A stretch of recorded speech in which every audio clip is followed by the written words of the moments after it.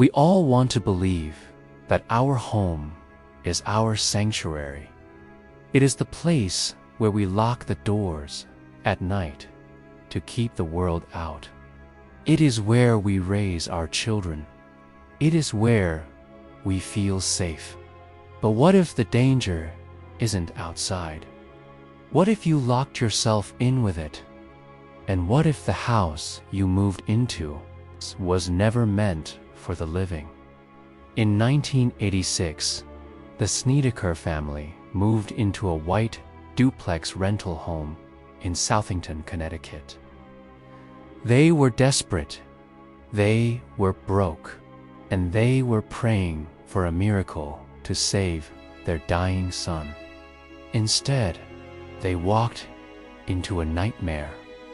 They didn't know that the basement had a drain for human blood. They didn't know that the drawers in the back room were filled with toe tags and autopsy tools. They didn't know that for decades, their new home had been a funeral parlor.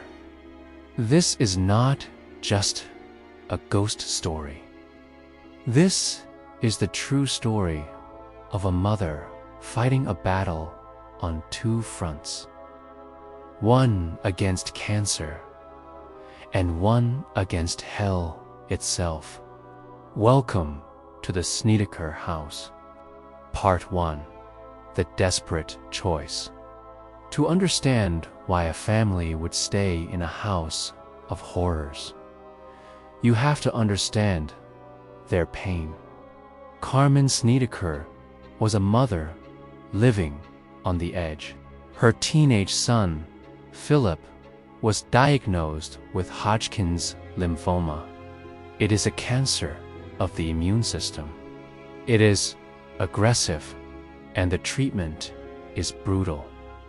Philip had to undergo radiation therapy at the University of Connecticut hospital, but the family lived too far away. The long drives every day were killing him. He would vomit in the car. He was in agony. Carmen needed a solution. She needed a house near the hospital, but the family had no money. The medical bills were destroying them. One day, she found a listing. A large, spacious rental home in a quiet neighborhood. The rent was impossibly low. It was too good to be true. When Carmen went to see the house, the landlord was acting strange. He seemed eager to get her to sign the lease. He rushed her through the rooms. The house was old, but it was big. It had plenty of room for her husband, her 3 sons, her daughter, and her niece, who lived with them. Carmen signed the papers. She felt relief. She thought she had saved her family. She didn't notice the strange smell in the air. She didn't ask why the house had been empty for so long. It wasn't until moving day that the first secret was revealed. The family was carrying boxes into the basement. They wanted to turn the downstairs area into bedrooms for the boys, Philip and his brother, Bradley. As they moved the furniture, they found something in the corner. It was a conveyor belt, a system of rollers designed to move heavy objects. Next to it, there was a metal table with grooves in it, and in the floor, there was a drain. A drain that didn't seem to lead to the sewer, but just went deep into the earth.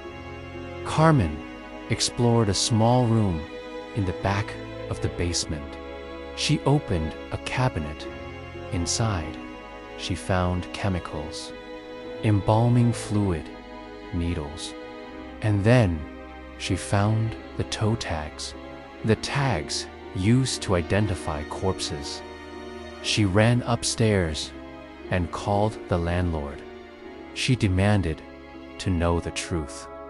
The landlord paused and said, "Well, didn't you know? This used to be the Hallahan Funeral Home." Carmen was horrified. Her son, who was fighting death every single day, was now going to sleep in the very room where they used to prepare the dead. But they had already paid the rent. They had no money to move. They had nowhere else to go. Carmen told herself it was just a building. The dead were gone. It was just concrete and wood. She was wrong. The dead had not left. Part 2. The change in Philip. The basement became the boys' room. Philip, the sickest of them all, took the area that was once the embalming room. Almost immediately, the atmosphere in the house began to shift. It started with Philip. Before the move, Philip was a kind, gentle teenager. He loved his family. He was fighting his cancer with bravery. But within days of sleeping in the basement, Philip changed. He became dark. He became angry. He started withdrawing from the family. He would sit in the dark basement for hours, staring at the walls. He began to write in a journal. But these weren't the thoughts of a teenage boy.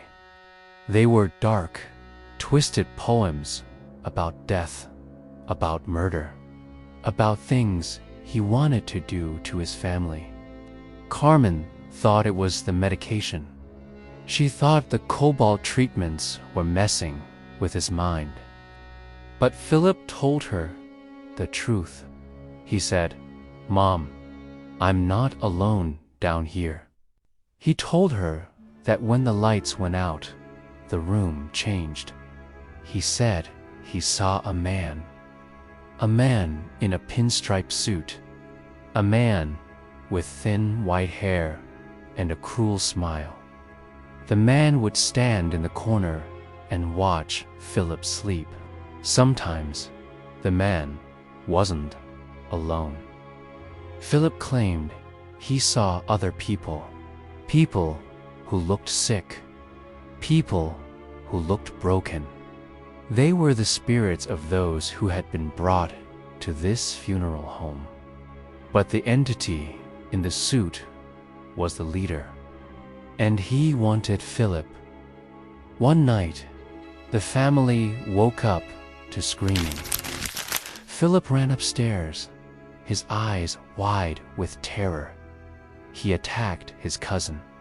He was shouting in a voice that didn't sound like his own. He was strong, too strong for a boy weakened by chemotherapy. They managed to calm him down. They took him to the hospital. The doctors checked his brain. They found nothing wrong. They said it was just stress. But Carmen knew. When she looked into her son's eyes, she saw a stranger. Part 3. The house wakes up. For a while, the family tried to ignore it. They blamed the cancer. But soon, the house stopped targeting just Philip. It came for everyone. It started with small things. The temperature. The house was freezing, even in the summer. No matter how high they turned up the heat, you could see your breath in the living room. Then came the sounds. At night, Carmen would lie in bed and hear the sound of a heavy chain being dragged across the floor. It sounded like the chain of a coffin hoist. She would hear footsteps, heavy, boot-clad footsteps, walking up and down the stairs. But the most terrifying activity happened when they were doing chores. One afternoon, Carmen was mopping the kitchen floor. The water in the bucket was clear. She dipped the mop in, wiped the floor, and put it back in the bucket. Suddenly, the water turned red. Deep crimson red, like fresh blood. Carmen stared at it. She smelled it. It smelled metallic. It was blood. She poured it out, terrified. She refilled the bucket. It happened again. The house was bleeding. This wasn't just a haunting anymore. This was an infestation. The entity in the house seemed to have a hatred for women. Carmen and her niece felt it the most. One night, Carmen's niece was taking a shower. She was alone in the bathroom. The water was running.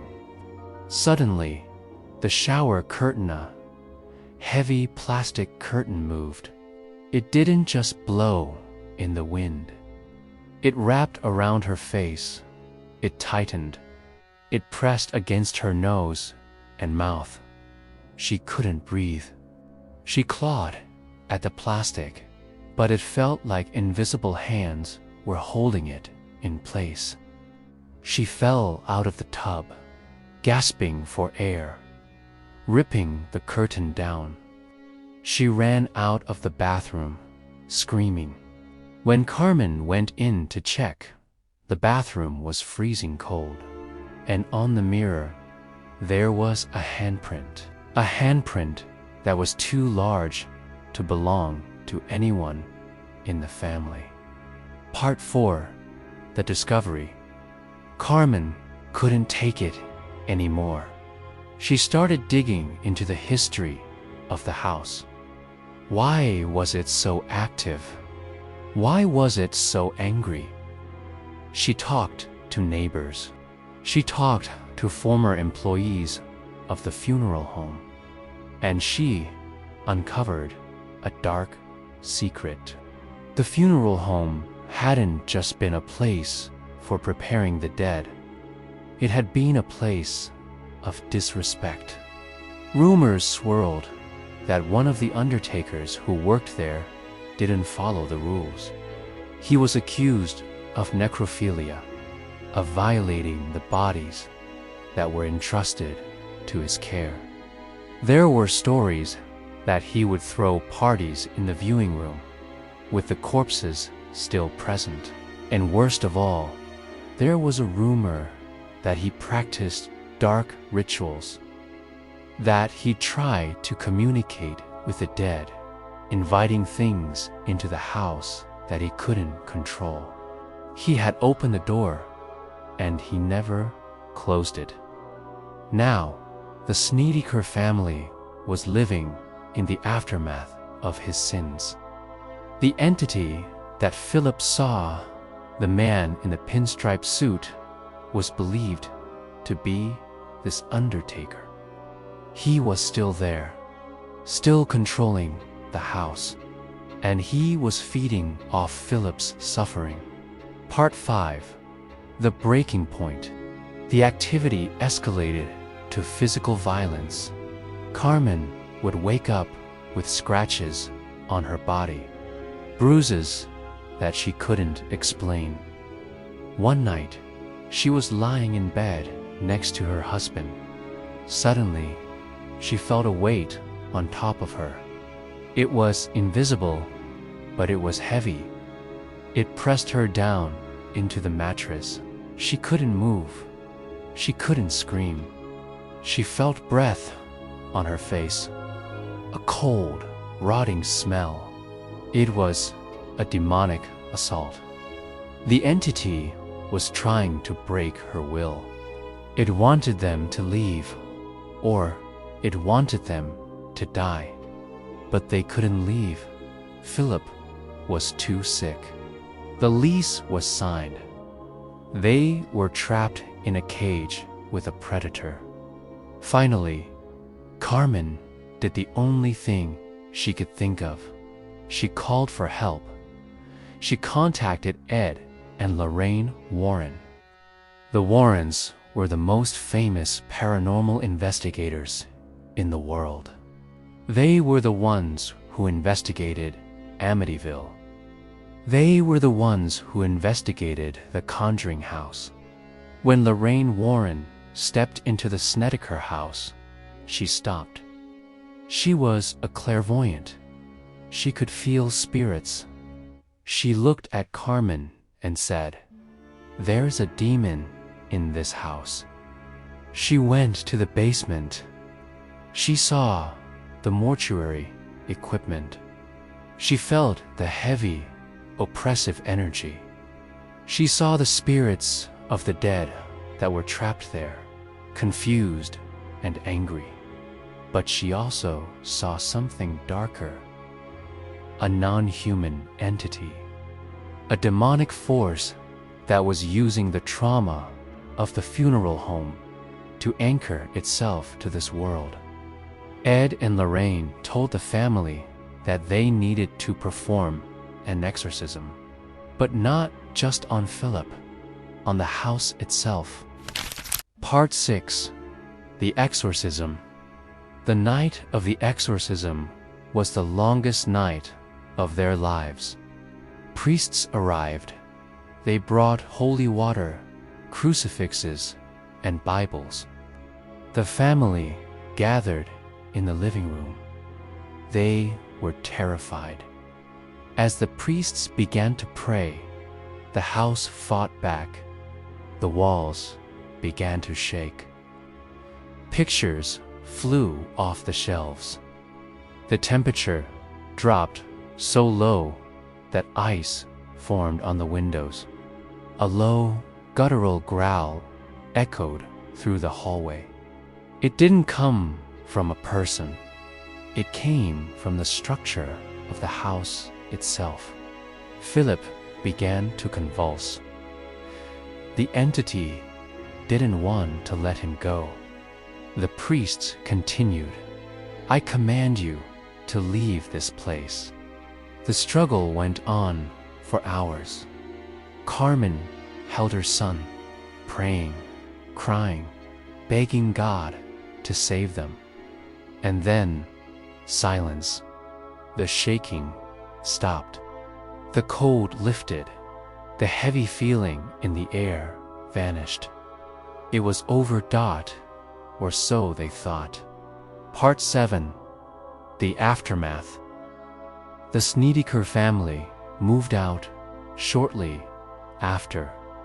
They couldn't stay there anymore. The memories were too traumatic. Philip's cancer went into remission for a while, but sadly, he passed away a few years later. But the story of the Snedeker house didn't end there. Skeptics say the family made it up. They say Carmen was stressed and hallucinated. They say the medication made Philip crazy. They say that the plumbing caused the blood in the water. They say the wind blew the shower curtain. But the Snedeker family stands by their story to this day. They experienced things that science cannot explain. They saw the darkness that hides in the corners of our world. They learned the hard way that when you rent a house, you are renting its history. You are renting its memories.